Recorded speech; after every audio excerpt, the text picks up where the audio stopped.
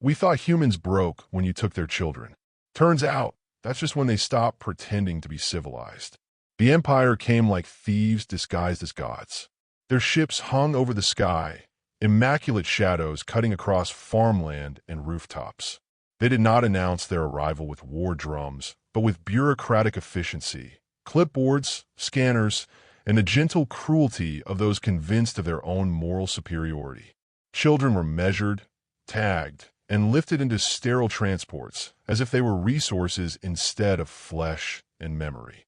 And in that moment, Marave stopped being a widow, stopped being a gardener, stopped being a rumor whispered at market stalls. She remembered who she had once been, Baba Yaga, the specter in the trenches, the name officers spoke with tight throats. But this time, she was not fighting for empires or flags. She was fighting for the two small lives ripped from her kitchen table. The small town of Grafton had always been the kind of place the galaxy forgot. Red brick homes sagged with age, gossip was currency, and the loudest weekly scandal was whether Mrs. Hanley had watered her begonias with vodka instead of rainwater. But even here, under peeling paint and rusted wind chimes, the Empire found cause to extend its claws.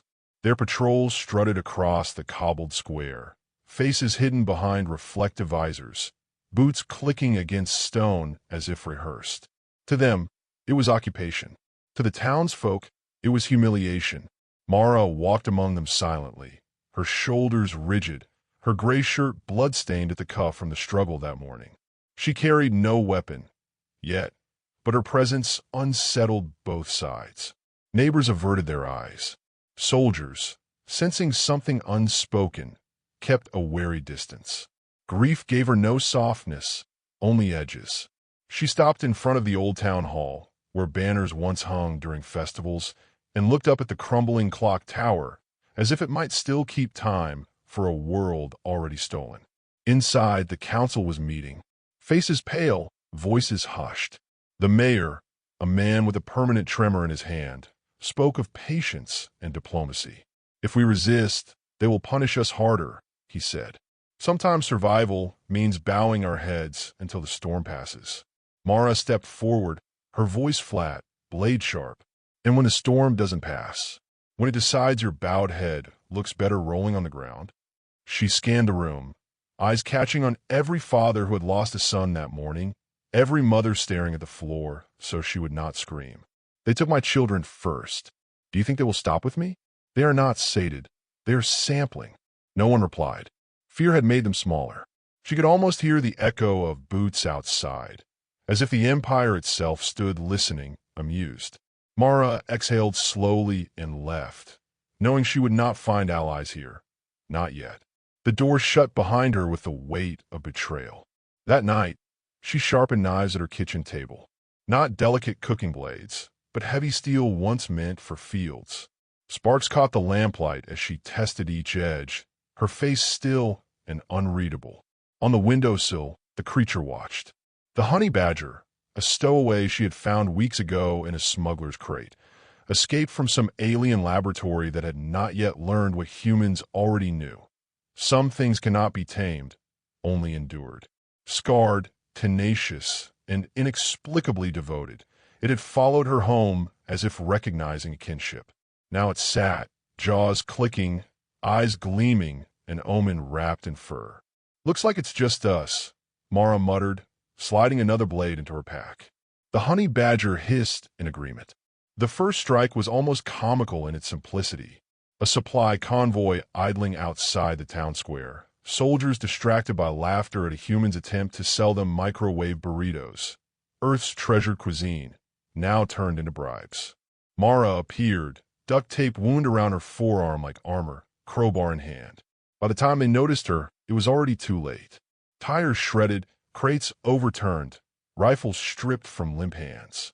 One soldier lived long enough to sputter into his calm. She used duct tape. We still don't understand duct tape. His words, filed as a joke, became a warning. Days stretched into weeks. Rumors bloomed like weeds. A patrol found their comms scrambled by a honey badger gnawing through wiring. Another woke to find every ration stolen, replaced by notes reading, "Return the children," or starve. The townsfolk pretended disapproval, but whispered her name in the safety of their kitchens. Some began to leave food by her door. Others painted crude symbols of crowbars on walls after midnight. Even in silence, rebellion germinated. The empire, insulted, escalated. They projected messages into the night sky, glowing threats etched across the stars. Return to silence, human, or your children will know the word void. The mayor begged her to relent. Priests counseled patience. Friends crossed the street rather than meet her gaze. Isolation grew thick, but isolation was familiar. Mara had been alone before. Alone was survivable. One evening, as she mapped guard rotations on the back of a torn bread wrapper, she intercepted a coded Imperial transmission. She should not have been able to, but luck has always loved fools and mothers. The message was not meant for human ears. It spoke of integration, of weaponization trials. The children taken for Grafton were not students in some shining academy. They were subjects in cages. Mara's throat tightened. Rage scorched through her veins like wildfire. Integration had never meant assimilation. It had always meant erasure. And now, experimentation. Her children were not simply stolen. They were being prepared to be unmade.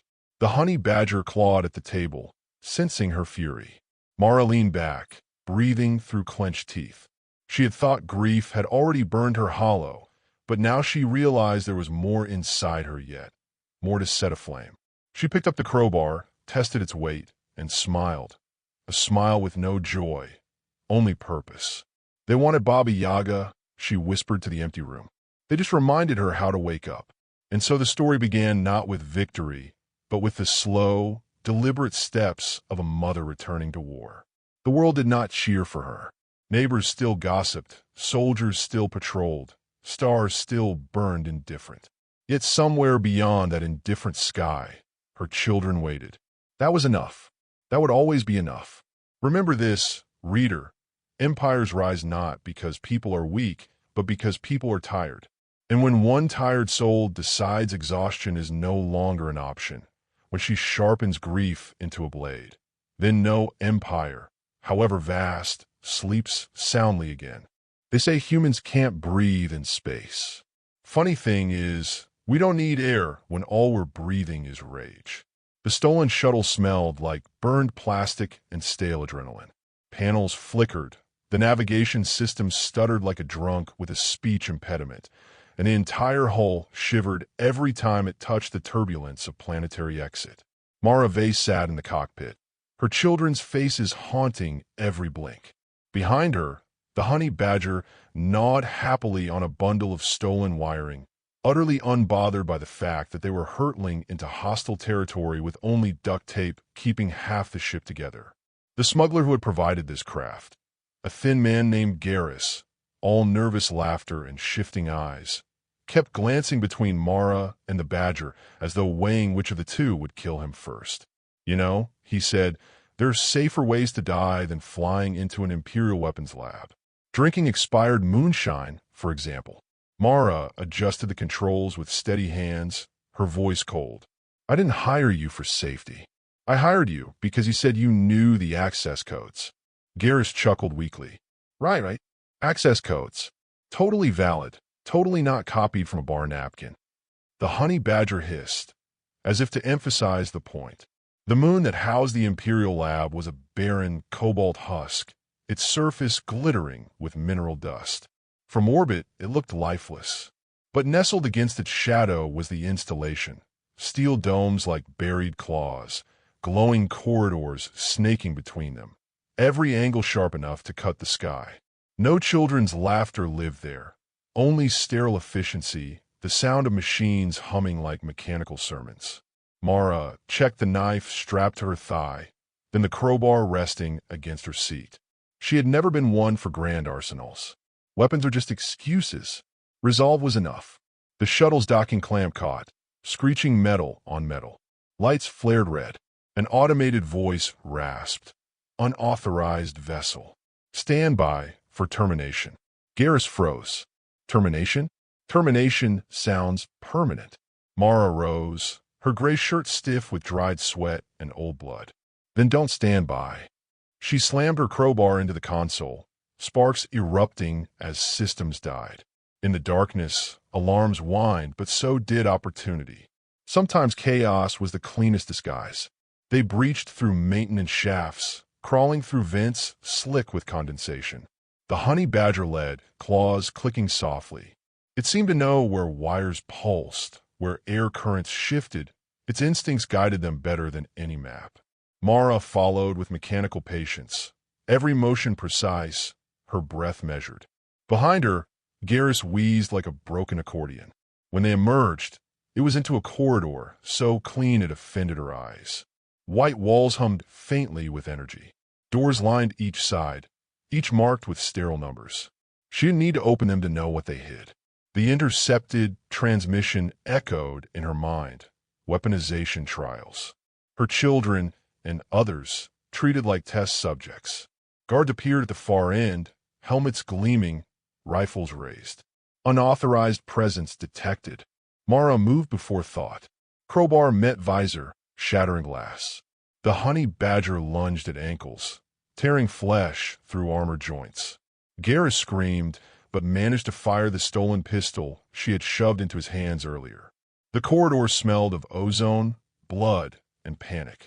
When silence fell, Mara crouched, wiping blood from her cheek with the back of her hand. She glanced at Garrus. Still think moonshine's safer? He swallowed. I stand corrected. Deeper they went. Every step was a trespass against power. Every wall whispered of empire arrogance, gleaming tech, sterile perfection, confidence that no one would dare storm their sanctum.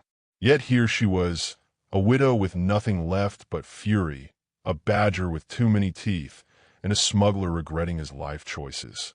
They reached the holding chamber. Glass cells stretched across the vast room, hundreds of them, each containing a child. Some pressed their hands against the barrier when they saw her, eyes wide with recognition. Others sat curled, silent, hollowed. In the center tower pulsed machinery that fed into each cage like veins into a heart. Mara's breath hitched when she spotted them, her twins. Pale, frightened, yet unbroken. One lifted a hand, whispering through the glass, "Mama." Something inside her cracked and hardened all at once. She pressed her palm to the barrier. "Hold on." Alarm screamed. Lights flared crimson. The overseer had noticed. A voice, smooth as acid, echoed through hidden speakers. "Baba Yaga." We wondered when the legend would crawl from her grave. "Do you think motherhood makes you strong? It makes you weak. Easy to manipulate. Easy to break." Mara's lips curved into something too sharp to be called a smile. "Funny thing about weakness," she muttered. "It makes us mean." She swung her crowbar into the central console. Sparks erupted, machinery shrieked, glass barriers flickered. Children poured out, some stumbling, some running. Her twins bolted into her arms, sobbing, clinging with desperate strength. She kissed their foreheads, breathing in the scent of sweat and fear. For the first time since the abduction, she felt whole, if only for heartbeat. Then the overseer arrived. Tall, armored in obsidian plating that reflected the chaos, eyes glowing with cold disdain. He raised his blade, voice like thunder. "One human, hundreds of soldiers. Do you truly believe this ends with you walking out alive?" Mara stepped forward, children behind her, crowbars steady in her grip. "No, I believe it ends with you wishing you'd never heard of humans." The clash was brutal. He swung with trained precision, each blow enough to shatter bone. She countered with raw defiance, crowbar ringing against armor, sparks painting the air. The honey badger leapt, claws raking across the overseer's leg, biting deep. Garrus fired wildly, shouting curses that made no sense. The chamber became a storm of fury and desperation. For a moment, it seemed impossible. Mara staggered, blade grazing her side. Blood poured. Her crowbar slipped from trembling fingers. The overseer raised his weapon for the final strike. Then chaos saved her. Her twins, scrambling among the controls, pressed buttons at random. Panels lit, systems whirred, locks disengaged. Every glass cell shattered. Hundreds of children spilled into the chamber, shrieking, throwing objects, biting, scratching, overwhelming the guards who surged to assist their commander. The overseer turned, startled, and in that flicker, Mara surged. She drove the crowbar through a seam in his armor, burying it with a guttural roar. He fell to his knees, choking on disbelief. She leaned close, voice trembling with exhaustion. That's the problem with empires. You never expect the prey to fight back. He toppled. The chamber filled not with victory songs, but with the raw, desperate sound of children finally free. Mara gathered her twins, pressed their heads against her chest, and exhaled. She was bleeding, broken, trembling, but still standing. The honey badger limped back, jaw smeared with blood, eyes still defiant. Even Garrus looked stunned into silence. For the first time, she let herself believe escape was possible.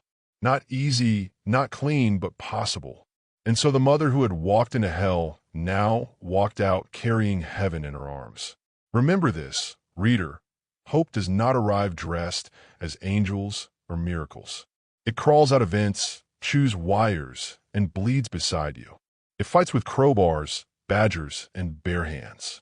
Hope is not beautiful, but it is enough.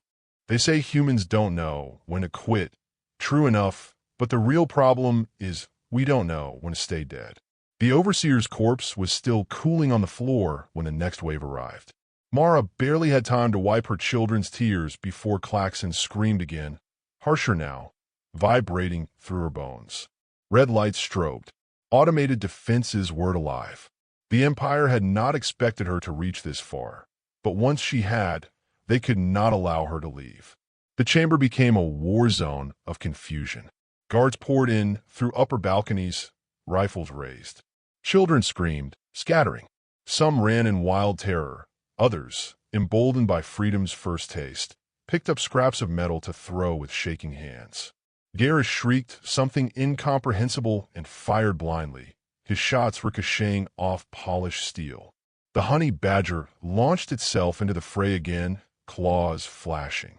Mara tightened her grip on the crowbar. Every nerve screamed exhaustion.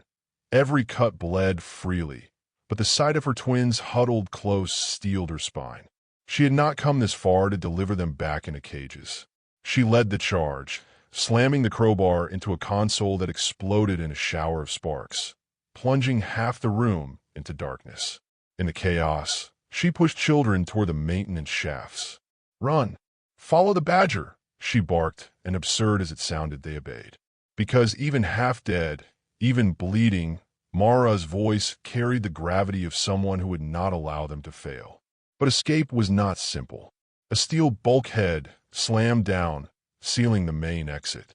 The Empire intended to trap them like vermin, crush them all in one sweep. Mara knew what that meant. They had minutes, perhaps less. She scanned the chamber. A high window overlooked the barren moon's surface, thick glass shielding it from vacuum. Beyond it, a docking bay glimmered with ships. Escape was possible, but only if she could shatter that barrier. Garrus noticed her gaze and paled. "That's not a door. That's a death sentence." Mara smiled grimly. "Only if you forget to breathe." She hurled a heavy wrench at the window. The first impact cracked it, spiderweb lines spreading. Another blow widened them. Soldiers realized too late what she was doing, their panic evident even through helmets. The glass ruptured. Air screamed outward in a violent rush, dragging papers, equipment, and bodies into the void.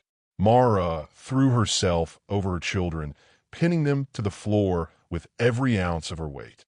Her lungs burned as the vacuum clawed at her throat, but she held on.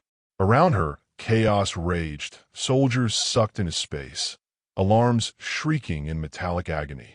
Then the emergency shutters dropped, sealing the breach. Air returned in ragged gasps. Mara coughed, blood flecking her lips, but she forced herself to her feet. The path was open, the docking bay now accessible through collapsed walls and twisted debris. She gathered the children again, moving them like a shepherd through ruin. The honey badger limped but kept leading, snapping at any soldier foolish enough to rise. Garrus trailed, muttering prayers to gods he'd never believed in. The docking bay was worse. Imperial pilots scrambled to their fighters, engines roaring weapons powering up. Mara knew she could never outfight them. But escape wasn't always about fighting harder. Sometimes it was about making the other side hesitate. She climbed atop a ruined console, bloodied crowbar raised high, children behind her like an army of small ghosts. Her voice thundered across the bay. You tell your admirals, Baba Yaga walked through your heart and didn't die. You think I'm alone? Look behind me. Dozens of children stared out with eyes too old for their faces.